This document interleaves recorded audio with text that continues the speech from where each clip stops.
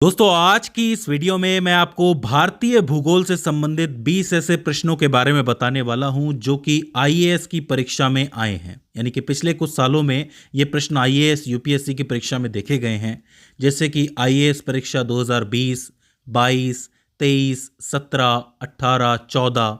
इसके अलावा कुछ एक प्रश्न जो है वो बीपीएससी के अंदर भी आए हैं, बिहार के एग्जाम के अंदर भी आए हैं, तो वो भी मैं आपको बताने वाला हूँ। मेनली इसमें जो क्वेश्चन होने वाले हैं वो एमसीक्यू हैं, यानी कि मल्टीपल चॉइस हैं।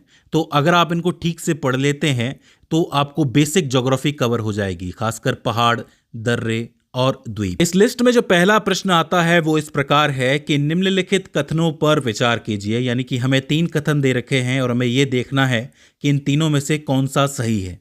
हो सकता है कि 2 सही हो सकता है तीनों सही हो सकता है कोई भी सही ना हो। पहला कथन कहता है कि अमरकंटक पहाड़ियां विंध्य और सह्याद्री श्रेणियों के संगम पर है। तो क्या यह बात सही है? जी बिल्कुल सही नहीं है, क्योंकि हमें पता है कि जो अमरकंटक है वो विंध्य और सतपुड़ा रेंज के मध्य में स्थित है, खासकर मैकाल पहाड़ियों के पास स्थित है। यहीं से नर्मदा भी निकलती है, तो ये बात हमें याद रखनी है। इसका मतलब ये कथन गलत हो जाता है।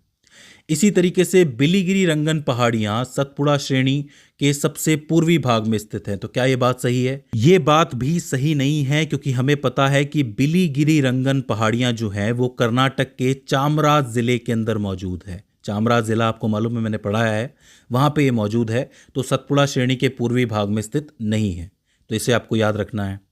इसी तरह तीसरा जो कथन है वो कहता है कि शेषाचलम पहाड़ियां पश्चिमी घाट के सबसे दक्षिणी भाग पर हैं। तो क्या ये बात सही है? बिल्कुल गलत है, क्योंकि शेषाचलम पहाड़ियां जो है वो पश्चिमी घाट का हिस्सा ही नहीं है, वो पूर्वी घाट का हिस्सा है, आंध्र प्रदेश के अंदर मौजूद है। तो ये तीनों कथन बिल्कुल गलत हो जाते हैं। तो इसका ऑप्शन आएगा कोई भी नहीं, डी ऑप्शन है, आपको याद रखना है। इसी तरह दूसरा जो प्रश्न आता है वो कहता है कि निम्नलिखित युग्मों पर विचार कीजिए। मतलब यहाँ पे हमें नाम दे रखा है दर्रों का, पहाड़ियों का। हमें देखना है कि जो जगह बताई गई है ये गलत है कि सही है। तो देखो, यहाँ पे सबसे पहले आता है नामचा बरवा, जो कि गढ़वाल हिमालय में दिखाया गया है, लेकिन हमें पता है कि ये गलत है। ये नामचा बरवा जो है वो अरुणाचल प्रदेश में मौजूद है, तो ये पहला युग्म तो गलत हो जाता है। दूसरा जो युग्म है वो नंदा देवी दिखाया गया है, जो कि कुमाऊं हिमालय के अंदर दिखाया गया है, जो बात बिल्कुल सही है। इसका मतलब नंदा देवी वाला युग्म सही हो जाता है। और तीसरा जो है वो नोकरेक बताया गया है, जिसको सिक्किम में दिखाया गया है, जबकि ये मेघालय के अंदर स्थित है, गारो पहाड़ियों के अंदर। गारो पहाड़ियों के बारे में मैंने आपको बताया था, मेघालय के अंदर मौजूद है। तो तीसरा जो युग्म है वो गलत हो जाता है। तो इसमें सिर्फ एक ही युग्म सही है, तो इसका मतलब ऑप्शन बी सही है, केवल 2 वाला। तो इसे भी आपको याद रखना है, क्योंकि ये आईएएस परीक्षा 2022 के अंदर आया था। इसके बाद तीसरा प्रश्न आता है, सियाचिन हिमनद कहाँ स्थित है? सियाचिन ग्लेशियर के बारे में पूछ रहा है। 4 ऑप्शन हैं। हमें पता है कि सबसे डी में स्थित है, नुब्रा घाटी के उत्तर में। तो डी ऑप्शन हो जाता है, नुब्रा घाटी के उत्तर में। अक्साई चीन में नहीं है, लेह के पूर्व में नहीं है, गिलगिट के उत्तर में नहीं है, नुब्रा घाटी के उत्तर में है। आईएएस परीक्षा 2020 में क्वेश्चन आया था, तो इसे आपको याद रखना है। इसके बाद जो चौथा क्वेश्चन आता है वो भी कथनों वाला है कि निम्नलिखित कथनों पर विचार कीजिए। 3 कथन हमें दे रखे हैं। पहला कहता है कि बैरन द्वीप ज्वालामुखी एक सक्रिय ज्वालामुखी है। बिल्कुल सही बात है, जो भारतीय राज्य क्षेत्र में स्थित है। बिल्कुल सही बात है, अंडमान के पास मौजूद है बैरन द्वीप, तो हमें मालूम है, तो ये बिल्कुल सही हो जाता है कथन। दूसरा कहता है कि बैरन द्वीप ग्रेट निकोबार के लगभग 140 किलोमीटर पूर्व में स्थित है। तो ये बात बिल्कुल गलत है।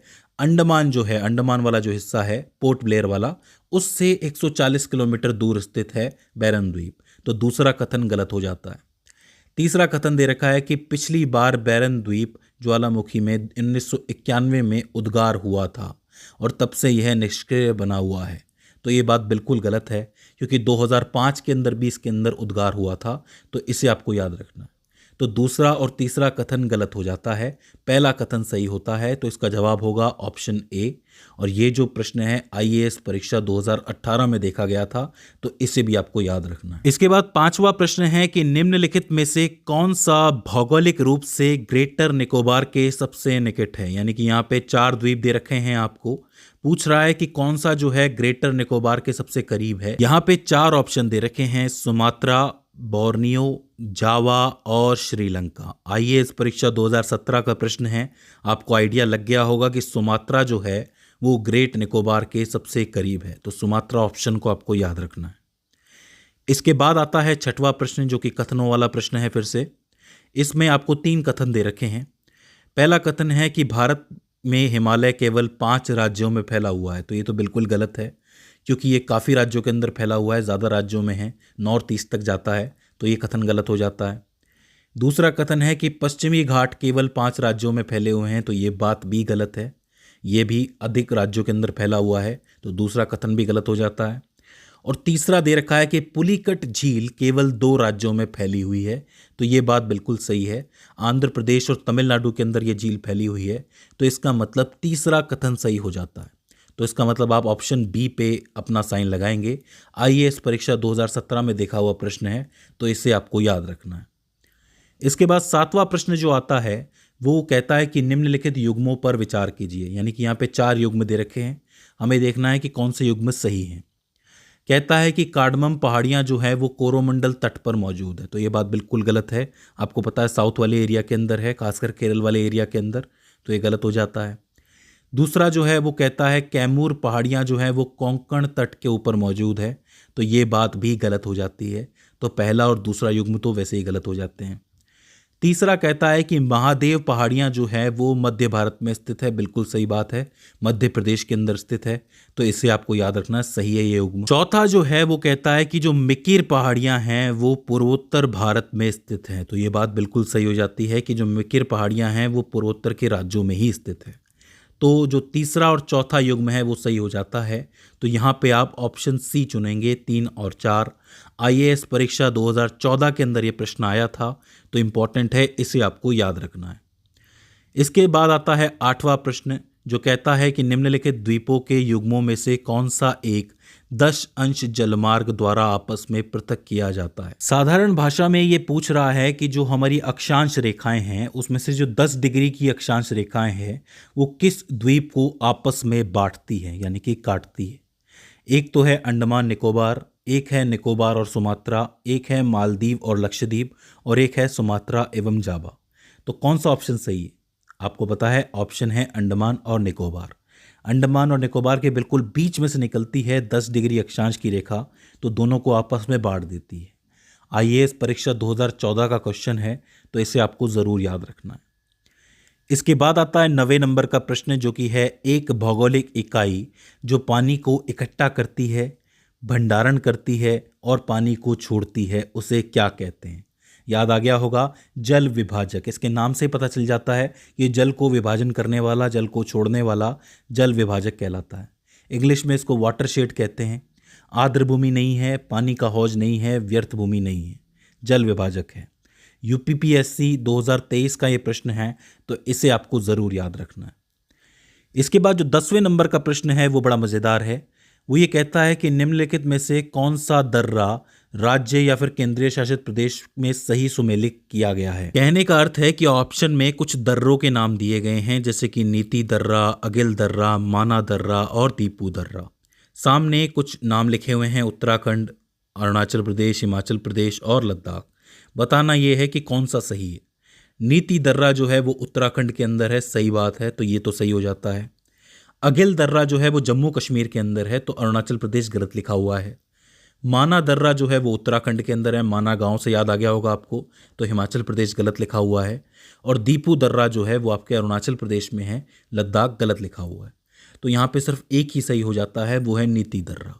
तो इसे आपको याद रखना है, यूपीपीएससी परीक्षा 2023 के अंदर पूछा गया था, तो ये ज़रूरी हो जाता है। इसके बाद 11वां प्रश्न आता है, निम्नलिखित पर्वत श्रृंखलाओं में से कौन सी हिमालय पर्वत श्रेणी में अवस्थित है। मतलब हिमालय पर्वत श्रेणी में कौन सी मौजूद है ये बताना है हमें। 4 दे रखी हैं, चोओऊ, ल्योत्से, अन्नामलाई और सिरुमाली। तो अन्नामलाई तो आपको पता है साउथ के अंदर है, सिरुमाली जो है वो भी साउथ में है, तमिलनाडु के अंदर है। तो 2 ऑप्शन तो वैसे गायब हो जाते हैं, बचते हैं 2। एक तो है चोओऊ और एक है ल्योत्से। दोनों के दोनों थोड़े से आपको सिक्किम या फिर नेपाल के नाम लगेंगे, तो इसका मतलब ये हिमालय के अंदर ही मौजूद है। तो पहला और दूसरा इसका आंसर हो जाता है, तो आप ऑप्शन ए पे टिक करेंगे। यूपीपीएससी परीक्षा 2022 का सवाल है, इंपॉर्टेंट है, आपको याद रखना है। इसके बाद जो 12वां प्रश्न है वो मैच द फॉलोइंग है, यानी कि मिलान करना है। 2 सूचियां दे रखी है, सूची 1 के अंदर पहाड़ी और श्रृंखलाओं के नाम दे रखा है और सूची 2 के अंदर जगहों के नाम दे रखे हैं, तो हमें मिलाना है। तो जो सबसे पहले है बटेश्वर पहाड़ी, बटेश्वर पहाड़ी कहाँ है? बिहार के अंदर है, तो ए जो है वो 3 से मिलेगा। बिलारी पहाड़ी है, वो कहाँ पर है? वो कर्नाटक के अंदर है, बिलारी के नाम से पता चल जाता है। चिन पहाड़ी जो है, चिन श्रृंखला जो है वो कहाँ पे है? मणिपुर के अंदर मौजूद है। इसको याद रख लेना, कंफ्यूजन होता है, मणिपुर के अंदर है। और आखिर में जो धोशी पहाड़ी है, जो कि एक निष्क्रिय ज्वालामुखी भी माना जाता है, वो हरियाणा के अंदर मौजूद है। तो क्रम क्या हो जाएगा? 3 4 2 1। तो आप ऑप्शन सी पर क्लिक करेंगे। 3 4 2 1 यूपीपीएससी परीक्षा 2022 का प्रश्न है, तो इसे आपको याद रखना है, मैच द फॉलोइंग वाला है। इसके बाद जो 13वां प्रश्न आता है वो भी मैच द फॉलोइंग का क्वेश्चन है। यहाँ पे भी 2 आपको सूचियाँ दे रखी हैं, जहाँ पे आपको भारत के राज्य और सबसे ऊंची चोटी बताई गई है। आपको बताना है कि कौन से राज्य में कौन सी सबसे ऊंची चोटी है। सबसे पहले तमिलनाडु दे रखा है, तो इस सूची के हिसाब से तमिलनाडु की सबसे ऊंची चोटी डोडा बेट्टा चोटी है, जो कि नंबर 4 पे मौजूद है, तो 4 पे आप इसको मिला देंगे। राजस्थान की जो है वो गुरशिखर चोटी है। नागालैंड जो है उसकी सारामती चोटी है और मध्य प्रदेश की धूपगढ़ चोटी है। तो क्रम क्या बनेगा? 4 3 2 1। सिंपल है, उल्टा कर देना है। ऑप्शन डी पे आप क्लिक करेंगे। यूपीपीएससी परीक्षा 2021 का प्रश्न है, तो इसे आपको जरूर याद रखना। इसके बाद नंबर 14 पे यूपीपीएससी 2020 का एक प्रश्न आता है, जो कहता है कि निम्नलिखित में से कौन सी भारत की नवीनतम पर्वत श्रेणी है? याद रखना, नवीनतम पर्वत श्रेणी के बारे में पूछ रहा है। 4 ऑप्शन है, हिमाद्री श्रेणी, अरावली श्रेणी, पश्चिमी घाट, विंध्याचल श्रेणी। तो एक आइडिया लग जाएगा कि अरावली तो बहुत पुरानी है, विंध्याचल बहुत पुरानी है, पश्चिमी घाट काफ़ी पुरानी है, सबसे नई कौन सी है? हिमाद्री श्रेणी है। देखिए, बिल्कुल भी कंफ्यूज नहीं होना है, हिमालय की श्रेणी काफ़ी नई मानी जाती है। कारण ये है कि भारतीय उपमहाद्वीप जब आके टकराया था, तो ऐसे में इनका निर्माण हुआ था। जो बाकी की श्रेणियां हैं वो पहले से ही मौजूद थी प्लेट के ऊपर, तो इसे आपको याद रखना है। इसके बाद 15वें नंबर पे प्रश्न आता है, जो कि यूपीपीएससी 2020 में आया था। पूछ ये रहा है कि कश्मीर घाटी कहाँ स्थित है? ऑप्शन 1 है कांगड़ा और धौलाधर पर्वत श्रेणियों के मध्य, गलत बात। पीर पंजाल और हिमाद्री पर्वत श्रेणियों के मध्य, सही बात। तो ऑप्शन बी आ जाता है। अगर आपने बी देख लिया कि पीर पंजाल और हिमाद्री पर्वत श्रेणी के बीच में बता रहा है, तो वहीं बी को सही कर दीजिए, बाकी को पढ़ने की आपको ज़रूरत ही नहीं है। तो ये हो जाता है आपका क्वेश्चन नंबर 15, इसे भी याद रखना। इसके बाद क्वेश्चन नंबर 16 आता है, जो कि बीपीएससी बिहार के एग्ज़ाम में आया था, 67वें बिहार के एग्ज़ाम के अंदर, जो कंबाइंड कॉम्पिटिटिव एग्ज़ाम होता है। क्वेश्चन ये था कि दंडकारण्य क्षेत्र किस राज्य में स्थित है? ओडिशा, आंध्र प्रदेश, छत्तीसगढ़, तेलंगाना, उपयुक्त में से कोई नहीं, या फिर उपयुक्त में से एक से अधिक। तो देखो, एक चीज़ समझो कि जो दंडकारण्य पठार है वो छत्तीसगढ़ तो आएगा ही आएगा, थोड़ा सा ओडिशा भी आएगा, थोड़ा सा आंध्र प्रदेश भी आएगा। तो इसका मतलब ये है कि एक से अधिक वाले ऑप्शन पे आपको टिक करना है कि भाई इनमें से एक से अधिक राज्यों के अंदर दंडकारण्य पठार फैला हुआ है। ये तो जाहिर सी बात है, पठार की बात हो रही है, तो एक से ज़्यादा राज्य होने वाले हैं, तो आंख बंद करके आप एक से ज़्यादा पे टिक कर सकते हैं। इसके बाद जो 17वां प्रश्न है वो भी 67वें बीपीएससी के अंदर पूछा गया था।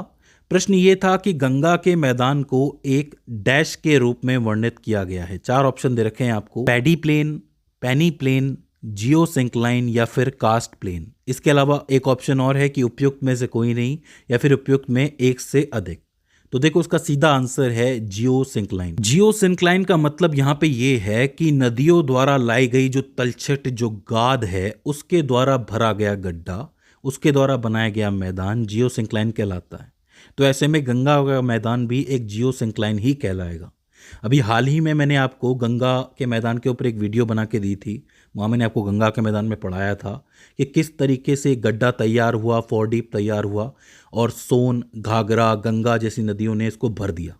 तो उस वीडियो को आप ज़रूर देख लेना, आपके लिए हेल्पफुल साबित रहेगी। इसके बाद जो 18वां प्रश्न है वो भी 66वें बीपीएससी एग्जाम के अंदर पूछा गया था, जो कि कुछ इस प्रकार है कि निम्न हिमालय पर्वत श्रेणियों में से किस पर्वत श्रेणी को अटल टनल पार करती है? बहुत ही सिंपल है, जाहिर सी बात है। अटल टनल क्यों बनाई गई थी? जम्मू को कश्मीर से और ज़्यादा अच्छी तरह जोड़ने के लिए, मतलब दूरी को कम करने के लिए। कश्मीर घाटी कहाँ है? पीर पंजाल और हिमाद्री पर्वत श्रेणियों के बीच में है। तो जाहिर सी बात है कि ये जो टनल है, ये जो सुरंग है अटल सुरंग, ये किसे पार करेगी? पूर्वी पीर पंजाल को। पीर पंजाल का नाम आ गया, कुछ और देखने की ज़रूरत ही नहीं है, सीधा उसको ही टिक करना है। तो ये हो जाता है आपका 18वां प्रश्न। इसके बाद 19वां प्रश्न जो है वो 65वें बीपीएससी के अंदर पूछा गया था कि कन्याकुमारी से सटी पहाड़ियाँ कौन सी है। ये 4 पहाड़ियों के नाम आपको दे रखे हैं, अन्नामलाई, नीलगिरी, कार्डमम और शेवारॉय। तो आपको मालूम है कि कन्याकुमारी जो है वो बिल्कुल ही साउथ के अंदर मौजूद है। और आखिर में कौन सी पहाड़ियाँ आती है? इलायची पहाड़ियाँ। इलायची को इंग्लिश में क्या कहते हैं? कार्डेमम पहाड़ियाँ। तो कार्डेमम पहाड़ियों पे आप टिक कर सकते हो। तो ये हो जाता है आपका 19वां प्रश्न। और आखिर में आता है आपका 20वां प्रश्न, जो कि 64वें बीपीएससी के अंदर पूछा गया था, जो कि इस प्रकार है कि निम्न में से कौन सा मेघालय पठार का अंश नहीं है। यहाँ आपको 4 पहाड़ियाँ दे रखी हैं, आपको ये बताना है कि निम्न में से कौन सा मेघालय पठार का अंश नहीं है। 4 पहाड़ियों में एक है भुवन पहाड़ियाँ, एक है गारो, एक है खासी और एक है जयंतिया। आपको पता है कि आप गारो, खासी और जयंतिया तीनों को अगर आप एक साथ पढ़ोगे तो आपको समझ में आ जाएगा तीनों एक ही जगह पे हैं। जो आपका मेघालय वाला हिस्सा है, सिर्फ एक ही अलग बचती है और वो है भुवन पहाड़ियाँ। तो सीधे सीधे भुवन पे टिक कर देने का। तो ये हो जाते हैं आपके 20 प्रश्न जो कि बीपीएससी, यूपीपीएससी और आईएएस की परीक्षाओं में आए थे। मुझे उम्मीद है कि ये वीडियो आपके लिए हेल्पफुल साबित रही होगी और आपने कुछ नया ज़रूर सीखा होगा। अगर इसके बाद भी इसके अंदर आपको कोई क्वेरी आती है, कोई दिक्कत आती है, तो आप हमें कमेंट सेक्शन में बता सकते हैं। तो दोस्तों, आज की इस वीडियो के अंदर बस इतना ही। See you in the next one.